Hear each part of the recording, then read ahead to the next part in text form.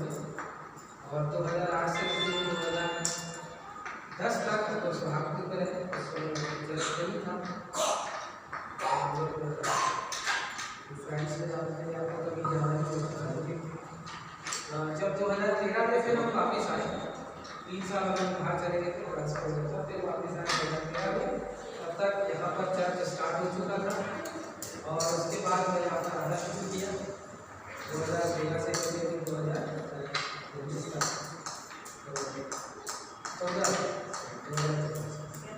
परमेश्वर का धन्यवाद देता हूँ। परमेश्वर ने हमारा इस्तेमाल किया और हमने ये देखा कि इस चर्च में काफ़ी उन्नति हुई और ग्रोथ हुआ। दिक्कतें आई, परेशानी आई, लेकिन तब भी परमेश्वर ने संभाला। ये कलीसिया को बढ़ने मदद करी, बहुत से लोग आए और बहुत से लोग गए, लेकिन फिर भी परमेश्वर ने संभाला। क्योंकि हम देखते हैं कि इस कलीसिया से जुड़े हुए हैं और परमेश्वर का धन्यवाद करते हैं। और मैं ऐसी प्रार्थना करूँगा कि लोग